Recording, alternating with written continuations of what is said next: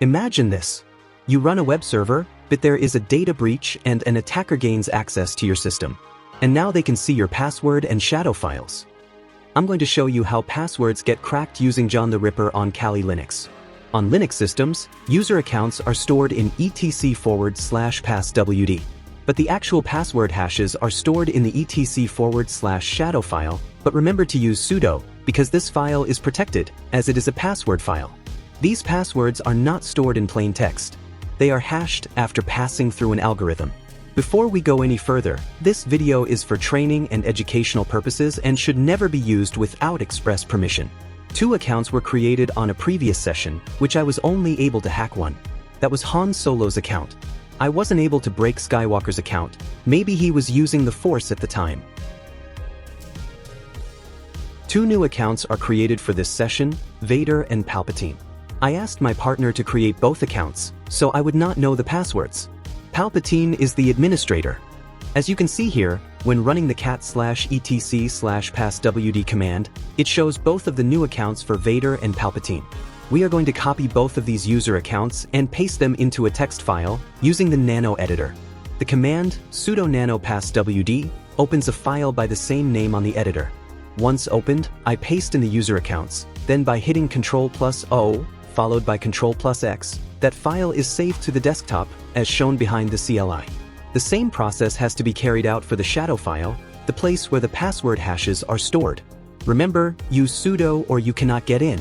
The number of times I have made that mistake is endless. Once we are into the shadow file, we can see all the account hashes in order of creation.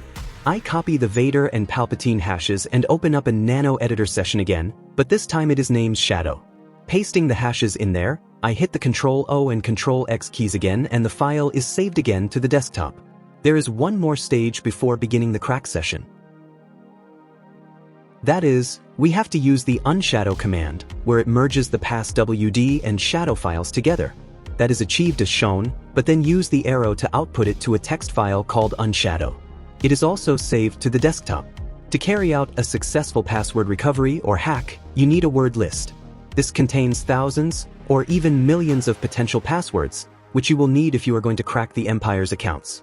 The one I have created on my desktop is more targeted and only has 271 passwords, but I am hoping enough to defeat the Empire.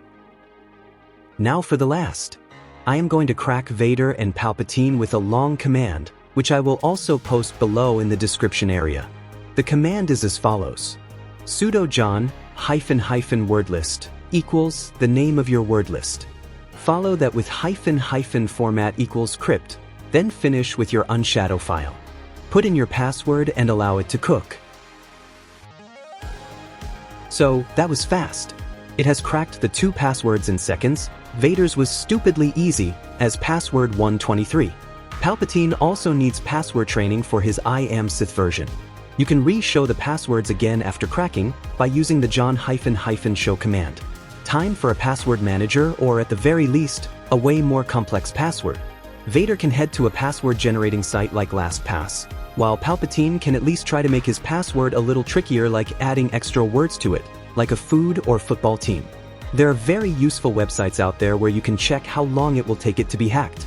The simple passwords can be hacked in seconds, but a more complex password can take centuries. We don't want our password gone in 60 seconds now, do we? Thanks for watching this video by G-Man today. We will be introducing more techniques in the future to help you stay safe.